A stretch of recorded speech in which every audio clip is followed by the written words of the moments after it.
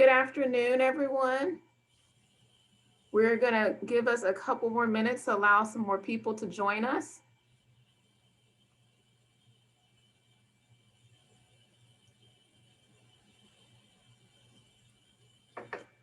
I have put into the chat some information if you need to have this broadcast translated into another language. You can follow the information on that link and you will be able to translate it into any language that you prefer.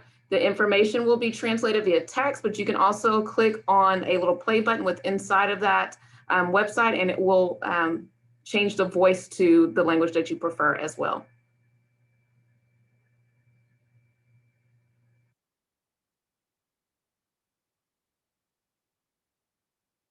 Again, thank you all for joining us today. We're going to go ahead and get started today. I'm going to allow our wonderful counselors from Cedar Ridge High School an opportunity to introduce themselves. And then we will, once they do that, we will get started off with our presenter, Lori Bell. Counselors, if you will, as you get ready to talk, be sure to make sure you turn on your microphones. All right, Lori, we're going to start with you. I am Laurie Bell, and I'm at Cedar Ridge High School. April. Hi, I'm April Gonzalez. I'm also at Cedar Ridge High School. And Lizette. Hi, Lisette Bohannon, and I am a counselor here at Cedar Ridge as well. All right, thank you, ladies, for joining us today and presenting this amazing information to our students. We know it's going to be beneficial to them as they get ready to embark on a new stage in their lives. So, Lori, I'm going to turn it over to you. Hi, everybody. I'm going to talk about transitioning to life after high school. So, fun facts.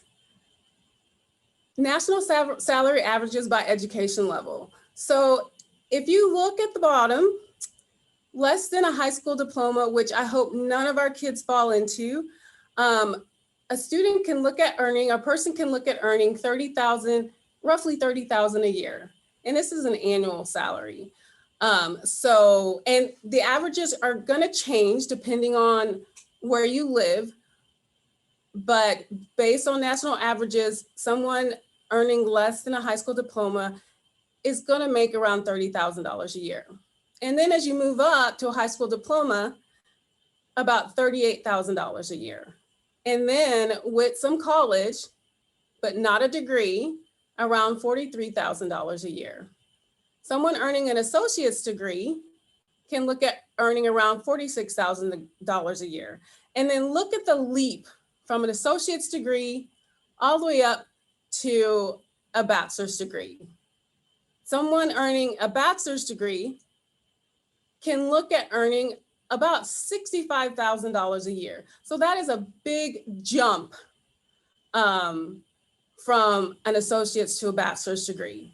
One thing I will say, the average living wage in Travis, Williamson County is about $32,000 a year. So if you look at someone who just has their high school diploma, they're barely over that living wage stage. So you're looking at barely making it. And we want more for our kids. So definitely more education and training pays off.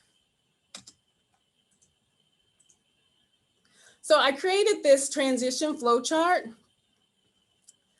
So our high school kids, once they graduate, they're looking at several different opportunities. Some of our kids are going to go straight into the career field. Some of them are thinking about military options. Some of them will look at career and technical education and careers. Some will look at 2 years, and some will look at going straight to a 4-year institution. The one thing that I really want to emphasize, the diploma is just the beginning. And as this flow chart shows you, we're going to go through transformations in our lives. And you may have someone who starts off and are like, you know what, I just want to, start my career. go into a job and move up, and that's where I want to start off. But then, depending on if they want to move up in that career, or make or earn more money, they may decide to, well, now I want to get a certification, or I want to get a degree so I can move up within my company or my industry, or change jobs. Or they may decide, either straight out of high school, I'm going to go into the military. And what you'll find a lot, someone that starts their life in the military, after their military career, however long or short, they may decide, I want to now go to school, or, I want to get some technical training that, I may have started in the military, or something completely different. One thing that you also see is the reverse. You may have somebody that starts off and goes and they go get a 4-year degree and then decide, you know what, I'm interested in the military now, or I'm really not happy with this career field that I chose, and I want to go back and learn a different field. And so there is this flow that you see. And so, starting off, the high school diploma is just the beginning. It's not where you start, it's your end goal. So just making sure that students understand that, you don't have to have it all together right now. You don't have to have it all figured out right now. There are so many options open to our kiddos these days. And, they may start off in one direction and change their minds. And so just letting them know that there are options out there. If you are your student, if you are the student, are still figuring it out, and you're not quite sure what you want to do, what you want to be, that's okay. A lot of us, when we started off, did not know what career we wanted to end up in, and so there's some activities that I think that students should consider. Now, I hear this term a lot, I want to take a gap year. And a gap year is great. But for me, what my understanding of a gap year is, and my feeling on what a gap year is, it's a year that you have plans for that year. You're looking at, studying abroad, doing a missions trip, an internship, something like that. You have concrete plans for that year. It's not a gap year to the couch. Okay. So, I'm really, when people say gap year, I try to, okay, let's understand what you're doing with that gap year, because you don't really want to waste a year of learning and growing. So again, if your student is considering a gap year, talk to them about what that means and what they're going to be doing during this year to help them try to figure out and make some concrete plans for the future. So if you or your student is in this boat where you're like, I just really don't know what I want to do, and I don't feel like going straight into school is really right for me right now, and so I want to take some time to figure out, some activities that your student can do is contacting the Texas Workforce Commission. So this agency works with people of all ages and abilities, and they offer career development information, job search resources, and training programs. So it is a really good community resource out there that a lot of students don't really think about or haven't heard about. And I have put the link or the website for the Texas Workforce Commission in the presentation. So another activity, find work in the industry that you're interested in. So if you're interested in construction, but you don't know what area and you don't know what all that entails, try to find a job or an internship in that field, so that you can get a better idea of what jobs are out there, or what it might take to be a construction manager, and what is the environment, and is this a good fit for you, or is it not a good fit for you? So one thing that is really important to know are things that you don't like. I feel like that's just as important as knowing things that you like. So another activity is using online and community resources to research career ideas. So you will find on most of your counseling web pages for your high school, online websites or research tools that you can go on and actually do career interest inventory. So if you're kind of one of those people that are like, I want to explore this on my own and do my own research, these tools are very good for you to start diving into what you actually like and what you don't like. And so you can do these interest inventories and they will generate career ideas that you can then research within those websites. And so again, a good tool for to help you research career ideas. And then a really good resource that's coming up on May 3rd is our Round Rock Action Expo. So there will be representatives from colleges still accepting applications for the fall. So yes, if you are still interested in a four-year school, there are plenty of schools that are still accepting applications. And so, I mean, it's getting late, but there are still four-year colleges accepting applications. So I would definitely, if you don't know where to look and where to start, contact your high school counselor for assistance on, getting you kind of a good idea of what schools are out there and helping you apply. There will be businesses with job openings. So if you are looking at, either getting a job just for the summer before you go off to school, if you're looking for employment while you're in school, because you're, staying around the area, or you're looking again to find one of those jobs in an area where you're interested in. So again, lots of businesses that will be attending. So definitely come to our Virtual Action Expo on May 3rd. Then there'll be military recruiters. So if you're a student or you are interested in military, there will also be career and technical schools and business reps. And then there will also be financial aid application assistance. So if you haven't completed your FAFSA yet, and you're on the fence about if I shouldn't, you should. Okay, so there will be help there to get that completed. If you're stuck on a question and that's why you haven't completed, we'll be able to help you and get information. And if there's information that we don't know, then we'll find a resource to help you. If your student is looking at the military and interested in joining the military, you want to make sure that you're have met or are going to meet with a recruiter from the branch of your choice. Now, I want to make sure you understand that recruiters are salespeople for their branches. So they're going to tell you all the wonderful things about, the Navy, about the Coast Guard. And so you want to make sure also that you are doing your own research, that you are, advocating for yourself and what you want to do if and when you join the military. So you want to make sure that the branch that you're looking at has the field that you want to go into and that you would qualify for that field. Because if they don't have the field that you want, or that career field, that job is not available because it's full or what have you, then it might not be a good fit for you.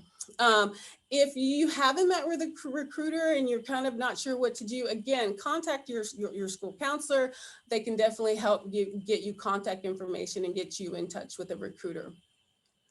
So a couple of other things, you want to make sure that you don't have any disqualifying factors that might affect your enlistment. So if you're looking at enlisting, you want to make sure that when you're speaking to the recruiter, first of all, you have your list of questions that you have for them, but also talk to them about what are some of those disqualifying factors, because you don't want to get a lot of ways through the process and then realize that, oh, I'm taking a medication that I have to be off of for a year before I can enlist, or, I have this old lingering, injury that either has to heal or is just an automatic that it will disqualify me from enlisting. So we don't want that to happen to you. So make sure that you're asking those questions.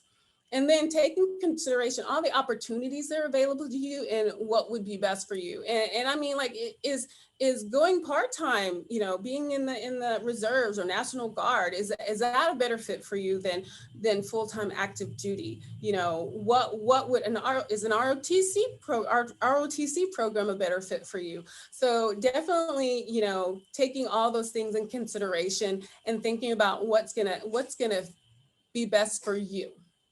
And then study for and take the ASVAB. And I do mean study. The ASVAB has a lot of implications, and one of which is job eligibility. And if you are really, you really want a certain job, then you want to make sure that you make the scores to get that job. Now, any recruiter will assist you in studying for the ASVAB. And that doesn't, taking the ASVAB does not lock you into joining the military. And actually, it's actually a good test to help you learn some things about yourself and your aptitude in what areas that you're strong in. And so taking the ASVAB is actually will help you career-wise in kind of deciding, what would be a good career for you. And then once you've taken the ASVAB, you want to review those scores with the recruiter and determine what jobs you are eligible for. And then again, and then the last thing is, and this you'll do with your recruiter, determine whether you're medically eligible. And so again, that's something that you would do with your recruiter towards the end of the process. If you're a student or looking at a career or technical career or school, you want to consider what industry you're looking to work in. Okay, and then after you've kind of decided what industry works better for you, what training is available or required for that industry? For example, can you do an apprenticeship and work your way through and get paid, work and get experience all at the same time? Does it require certain certifications? So are you going to have to attend a technical school to get these certifications in order to work in that industry? Does it require an associate's degree or even a bachelor's degree? Yes, some career and technical careers require a bachelor's degree. Or can you work your way through all three of them? Can you start off in an apprenticeship and then earn a certificate and then go to school and get your associates and then a bachelor's? And as you work your way up, you're not only working your way up through that industry, but also making more money and earning a higher wage. What's the cost of the program, and is there financial aid, or is there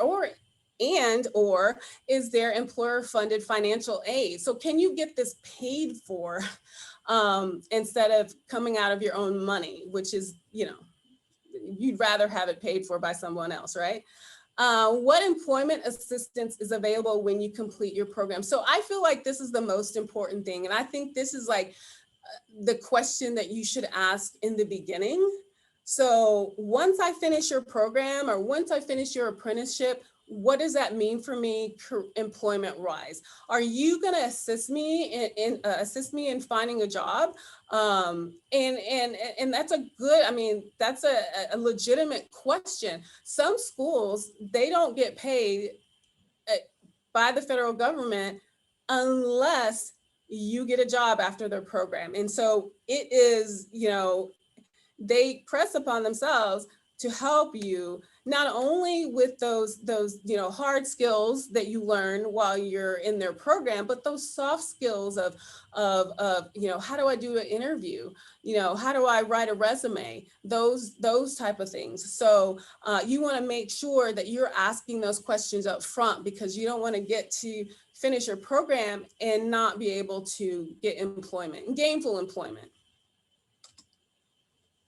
And then if you or your student are looking for a 2-year or community college, you want to determine your goals for this 2-year. So are you attending the 2-year to complete an associate's degree? Or are you attending this 2-year school to transfer to a 4-year college or university? So once you kind of decide that, and again, that can evolve and that can change. You can start off, I'm getting a certification or I'm getting an associate's degree. And then you change your mind. You then decide that you want to go to a four-year school. And so if you're looking at transferring, a couple of things that you want to keep in mind. Do they have a direct auto admissions program? So meaning if you complete a certain amount of hours or you have a certain GPA once you're finished, are you going to get direct admissions into that four-year university, in that four-year institution? What is going to happen? Are you going to be able to go directly into the school with no issues? And so you want to make sure that you're not only communicating with the school that you're at. So say like it's ACC. So not only are you meeting with that ACC advisor, but are you also communicating with that four-year institution? That's why those advisors are there. And all of them have transfer advisors if that's what you're looking to do. And so you want to make sure that you're not taking a bunch of classes that aren't going to transfer, that once you finish, that you've met those requirements for direct or automatic admissions. Okay, then you want to submit your application and required documents. So for most two-year schools and community colleges, it's an automatic admissions. So you don't have to have a certain GPA, you don't have to be in a certain rank. You just have to fill out the application and submit your documents, okay? So once you've submitted that application, then you wanna make sure that you submit your transcript. So typically for the admissions application, you just need an unofficial transcript. And so I would, if you are applying to like an ACC, a Blinn, a Temple College, you want to reach out to your high school counselor and see, how do I get an unofficial transcript, so that you can submit that unofficial transcript into your application. Then test scores. So again, it's not will I get in, will I not get in? So these test scores are not really for admissions. What these test scores are for is to prove or show that you are college ready. So in Texas, in order to take a college level course at a Texas public university, and a lot of the privates also require this as well, you have to show college readiness. And so what that means is either you have to be exempt or you show college readiness through taking SAT, ACT. And so for the SAT, it's a 530 on the math and 480 on the evidence-based reading and writing. And then for the ACT, it's a 23 composite with at least a 19 on the math and a 19 on the English.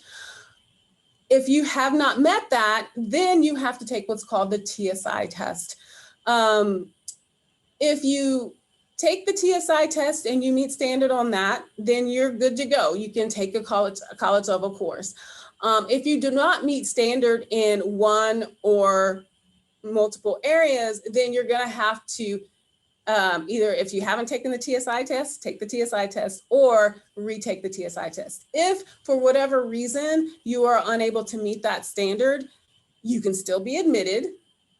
You're just going to have to take developmental courses that actually help you reach that college readiness standard.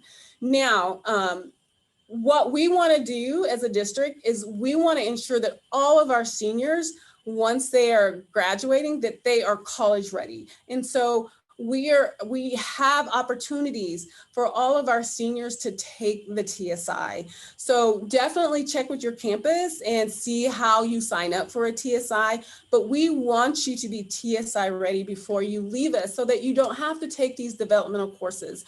Because what these developmental courses mean is you're taking more courses that cost money and do not go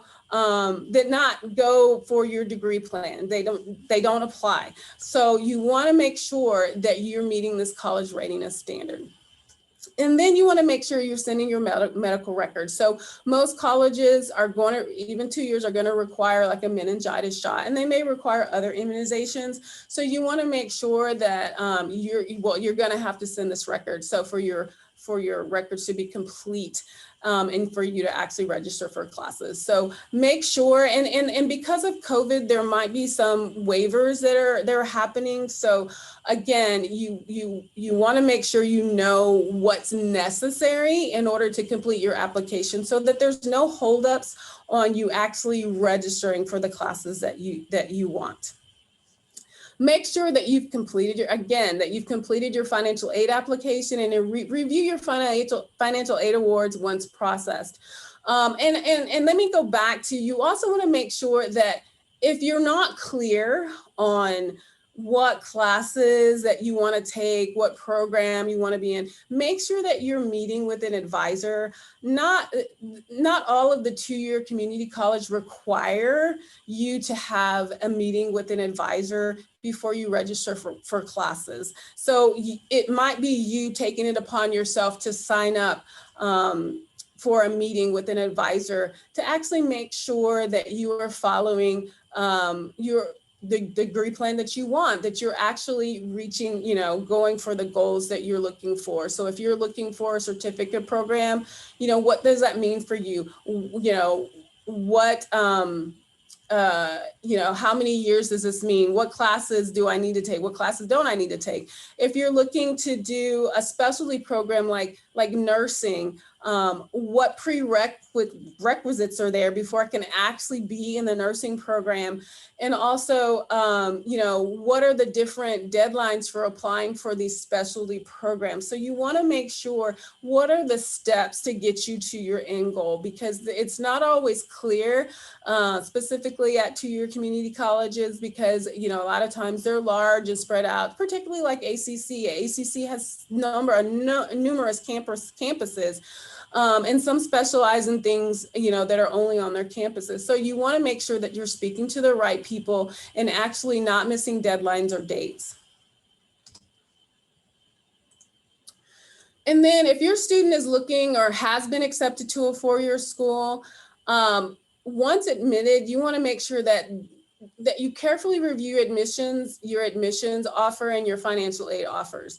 For admissions, you want to make sure that you're accepting admissions by the deadline so that, again, that you don't miss out on anything. And then for financial aid, you have to make sure that you're going into your account and you're looking at your financial aid offers and that you are accepting them. I tell this dreadful story all the time, but it really speaks to, okay, you have to be diligent about looking at your accounts. I had a student that got accepted to UT Dallas and they got a substantial scholarship.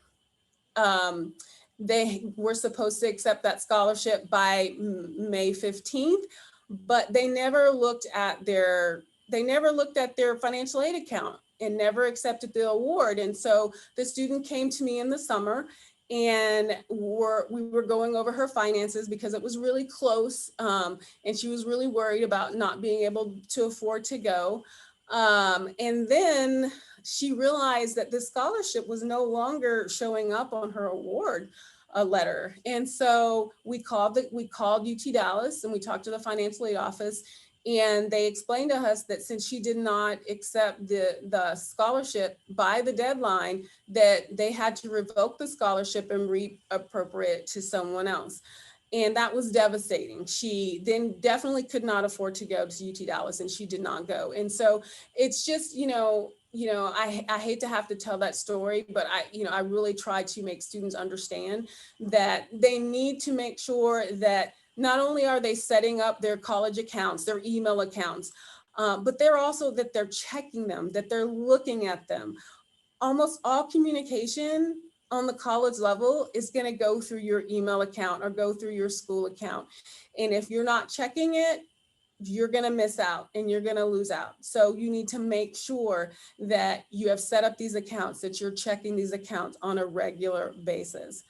Then just like with the two-year school or community college, you want to make sure you submit the required documentations. So a final transcript will be required, and those will be after graduation. Again, your medical records and test scores. So a lot of schools went test optional, so a lot of people did not have to submit those scores up front. But to show, if you're using those scores to show that you're college ready, then you're going to have to submit those scores, and you would submit those scores through the testing agency. So if you took the SAT and that's how you qualified, if that's how you got college ready, then you'll have to go to College Board and submit your official scores, send your official scores to that school. For the TSI, there should be a form that your school has. If you're looking at a Texas school, that school should have a form and that you can complete, where the school will be able to access that TSI electronically. And if they can't, then you'll have to send them your TSI score, however they want that sent. Okay, but remember this, because you don't want to go. This is the thing about TSI and being college ready. If you sign up for your orientation and you haven't sent your scores, or you're not TSI ready, you're not going to be registering for classes.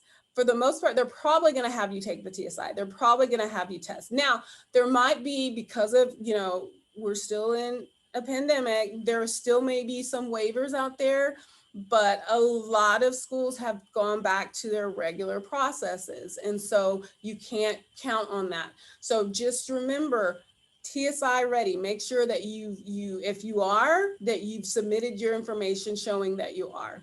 Okay. And then the most important thing, I would think, if you plan to live on campus, make sure that you submit your housing application and your housing deposit. So again, one of those things where you're checking your accounts, making sure you don't miss any of those deadlines, because those housing deadlines are hard and fast, and you don't want to end up with the worst of the worst housing if you're very particular. So we are here to help. So remember that your high school counselor is there and available for you. So if you have a question, reach out to them. Okay. Every one of us will be happy to help. And if we don't know the answers, we will look for those answers. We will have summer melt counselors. So each year for the past, 6 years, we've had summer melt counselors. What is summer melt? So, unfortunately, you have kids that have high expectations. They're going to Texas State, they're going to Texas A&M, they're doing this, they're doing that. And then for whatever reason, they never submit anything. They never show up on campus. Something happens, they melt away because some obstacle that occurred. Their TSI wasn't done and they didn't want to take a developmental class, so they said, no way. And so they just didn't start. And so we are here in the summer to help get rid of some of those barriers, help with some of those barriers, and provide guidance for the students. Or, if you or your student, if you're the parent, you're looking at, trying to find a job, trying to find a training program, we're here to assist you. We'll work right along with you looking for those opportunities. And so you'll get information from your summer melt counselor on your campus about who they are and how to contact them for the summer. And then again, the Round Rock ISD Virtual Accent Expo, which is May 3rd. Again, representatives from colleges still accepting applications for the fall, businesses with job openings, military recruiters, career and technical schools and businesses, and then financial aid assistance. So plenty of support and opportunities there. So join us 2 p.m. on May 3rd. So I'm going to pass it back to Dr. Lewis. Well, thank you, Lori. And actually, if you'll just leave that screen up for a little bit so that anyone that wants to copy down those links can do so. We will be posting this on our website. It should be up by the end of the day tomorrow. So you'll have access to the slides and you'll be able to go back in and review all this information as well. Before we go to our questions, we do have a few questions in the chat. I wanted to bring in our other counselors that we have with us tonight and ask this question. I know that you guys have worked in our schools for a while and have seen many students go through high school and helping them launch into their post-high school lives, what is one thing for those students that come back and talk to you? What is the one thing that you would say either students or your parents will say to you about, I wish I would have known when either I were a senior or my child were a senior? Anyone? I'll unmute myself. Let me unmute over there. So I think the number one question that I get, or not question, but the number one thing that students will always tell me when they return is about financial aid. And I think even I am guilty of making this mistake when I went off to college, taking out, the max amount of loans that were offered and not really seeking out scholarships or other financial opportunities to kind of help get through. Even work study, that was something that I didn't personally know about until much later in college, and I wish I would have taken advantage of it. And I know a lot of times students don't even understand what work study is, which if anyone's watching this and they don't know what that is, it's through, you can only get a work study program through actually filling out your financial aid application. So I know Ms. Bell said earlier, if you haven't done it, make sure you do it.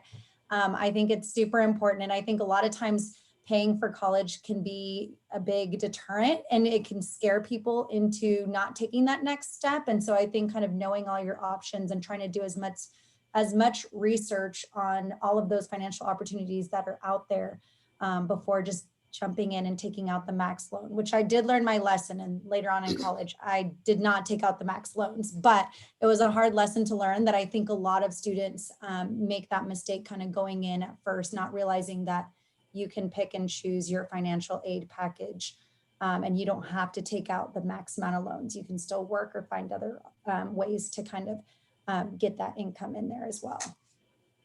Thank you, Lizette. I think that's really important because you hear a lot about in the news right now about the student loan crisis and how much debt we have as a country in regards to student loans. And I think a lot of that comes from being 18, going off to college your first time.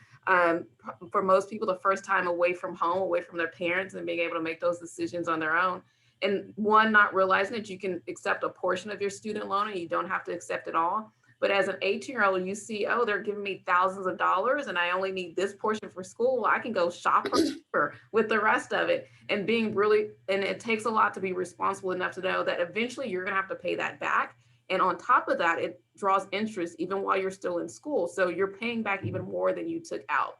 And those payments add up very quickly. So I think that's a great point for students and parents to keep in mind, that you don't have to take out the entire student loan. And I would suggest that you find other avenues before, kind of like Lizette said, before you even decide to take out any portion of the student loan. See if you're available for work study. Dr. Wiswell, who is our director of counseling services, has an amazing story about her daughter when she was in school being able to do a work study program, which really put her in front of a lot of prominent people through her university, and she was able to build some great connections.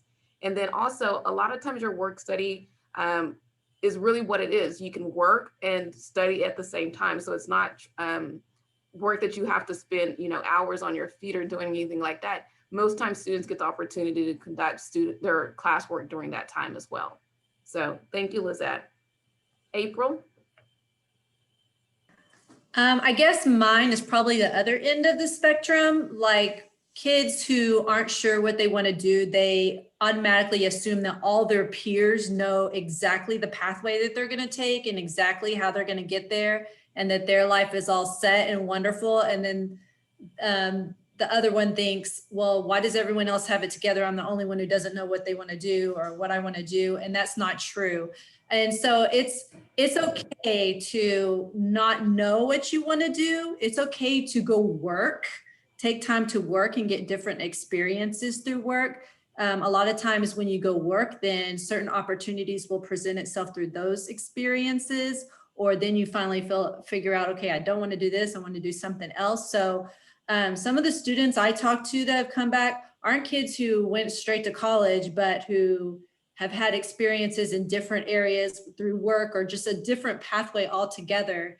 But eventually they have found what they want to do and something that will make them happy. So there's not just one set, I need to go to college, I need to do it this way. there's many different ways, and they don't have to know right this second. And it's okay. They don't need to stress out about that. It's totally okay. Most of us started off in a certain direction and then totally went a completely different direction after that. So not to freak out. It's all right. Talk to people around them. Ask people, how did you get to where you are? Because it might not be, oh, I went to this 4-year school and then got to this position. Maybe they didn't go to college at all. So asking around and just knowing that they are not the only ones who don't know what they want to do is important. Thank you, April. And I think that's really important for students to understand as they get ready to leave high school and move off into whatever their new adventure may be, is that it's okay not to know exactly what you want to do with your life. And then I had the opportunity earlier this week to talk to a group of high school students. I guess it was actually last week, but a group of high school students about what careers they wanted to go into. And many of them didn't know what they wanted to do. And I told them, you know, it's okay not to know right now. Like April was saying, many of us went off to college thinking we were probably going to do one thing and really turned into something else. And I think also one of the benefits of living in this society right now is that there's so many opportunities out there, and you have the opportunity to go and investigate the different type of careers that are out there. And I would also say, make sure that you're doing something that you truly love to do. You spend a lot of your time doing your job. And so you want to make sure that it's something that you're passionate about and that you want to do for a long time. I would say go out and talk to people who are doing the work that you want to do and ask them, what are the good things about your job? But then also, what are the things that you hate about your job? Because there may be something that they say that they hate and you think, oh my gosh, there's no way in the world I could do that every day. But those are things that we don't normally talk about. So go out there and explore the careers that you want and find out how those individuals got to that path. Like April said, it may not mean that you go to college right away. It may be something that you do later on. And sometimes it may not be something that you do at all, but there definitely needs to be some type of learning after you graduate from high school, but there's so many different ways that you can get to that avenue. So thank you for that. I was going to jump a couple on. questions in the chat, and I'm going to leave this open to anyone who wants to answer them. So the first one is, what is the best degree to go into now?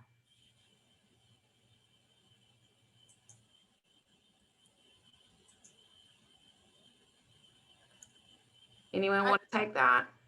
Well, I was going to say that it's open-ended because, you know, what might be a good field for someone else may not be a good field for you.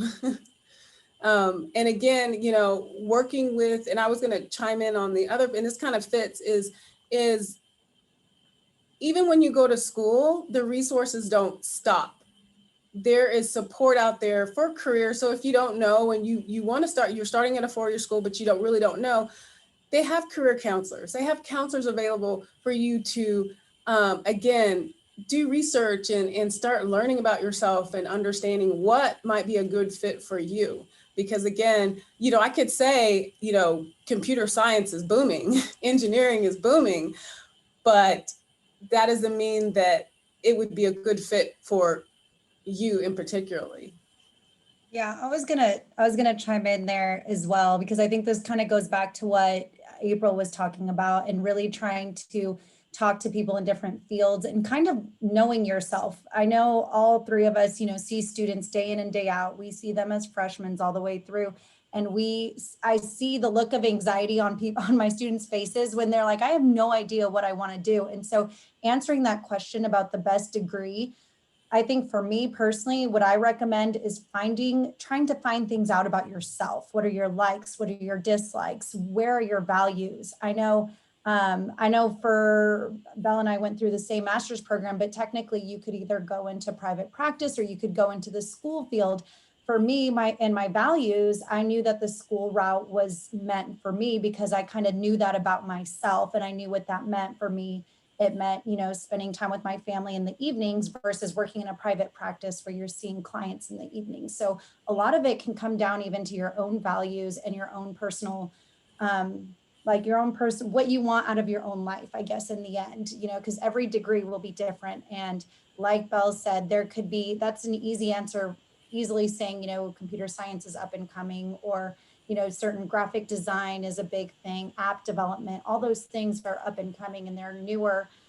Even newer things like social media managers, things like that are all up and coming. Those are all things that we can say.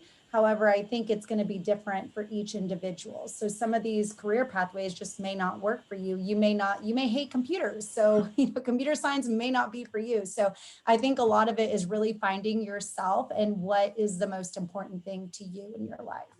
And not only that, at this point, I mentioned the Texas Workforce Commission. There's a lot of research and data and things out there that'll show you what careers are again, exploding right now.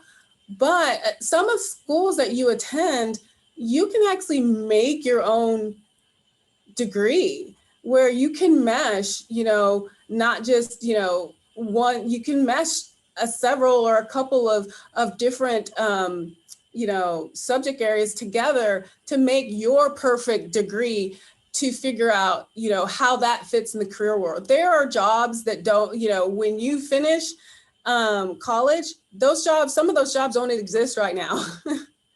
And so if you feel like you kind of don't fit into one of these, boxes, then, maybe it is for you to figure out something new. Great point. Great point. Another question. Well, I'm going to turn this into a question. I'm just going to read. I did my financial aid, but I haven't heard anything yet. And I think what this person is saying is there something that they're missing, or is there something else that they need to do? So I would make sure that, there's two things, because have you not heard anything back from the federal government? Like you didn't receive anything, like it was processed, or you haven't heard back from your school. So those are two different things. If you haven't heard back from, like, it hasn't said it's processed and it's complete, then I would look at your FAFSA and make sure everything's been completed. If it's your school you're waiting on, you can definitely contact your financial aid office. You can look at your account. A lot of times they'll have on there if you're missing any documentation, because you may have been selected for verification. What that means is they need more documents to actually process and award you. So, and if that's the case, then that's why you haven't received an award letter. Or it may say, we're missing this document that we need. So you need to make sure you look in your financial aid account. If you can't figure it out from there, you need to contact the financial aid office of the college that you've been accepted to, that you're going to.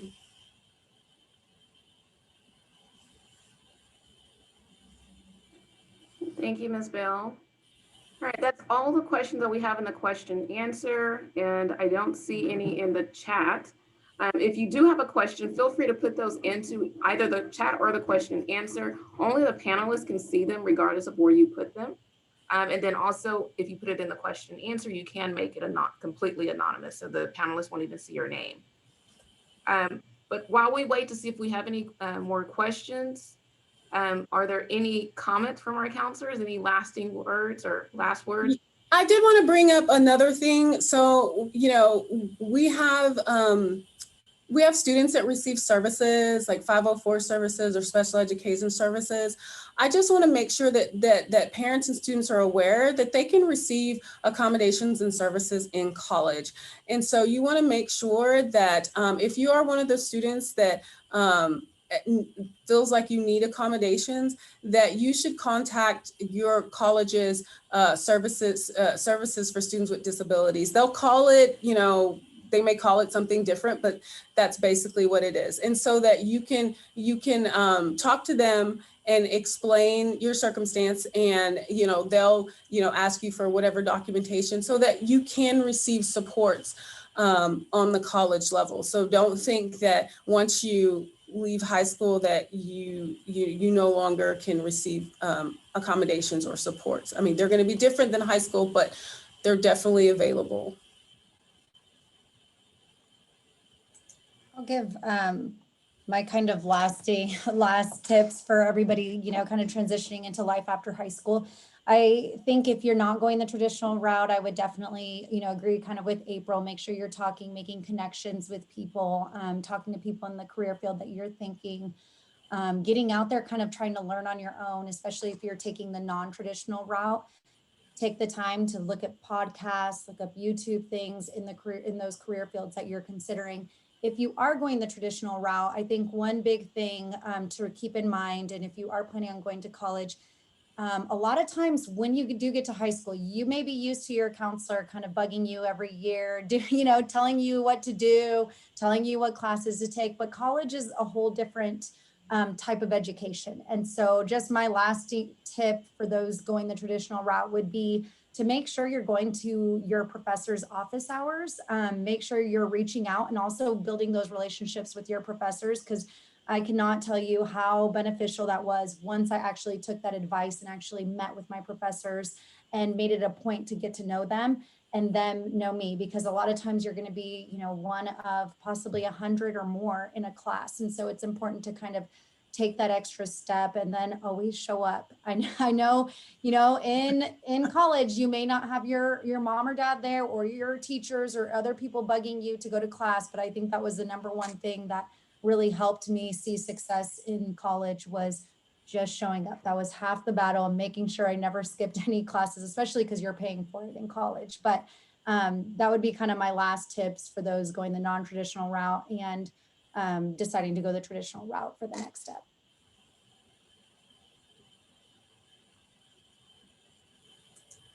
I'm just going to tag along with hers. So not only that you're reaching out to your professors and that, but also that you're involved, because data shows that the more involved you are and the more invested you are, the better you're going to do. So academically, emotionally, the better that you're going to do is if you're invested in the school and you're involved in whatever, or I mean, most, if you are looking at a four-year institution, they're going to have a myriad of programs, clubs and different things to do. And so just making sure that it's your home for 4, 5, 6, 7 years, who knows? And so that you are, that you are making those connections, not just in the classroom, but outside as well. Thank you all. I don't see any more questions in the question and answer or in the chat. So I think we are done for tonight. As Ms. Bell said, we do have our Action Expo coming up on May 3rd from 2 to 4 p.m. We will have colleges that are still accepting applications. We also will have a number of employers that are ready to interview students and hire them on the spot in some cases. So be sure that you are ready to talk to as many employers, college recruiters, as well as military recruiters as possible, so that you can get a better understanding of what you want to do in this next phase of your life. We wish you all the best. If you want to review this again, it will be on our counseling services website tomorrow afternoon. And thank you again for joining us. Y'all have a good evening.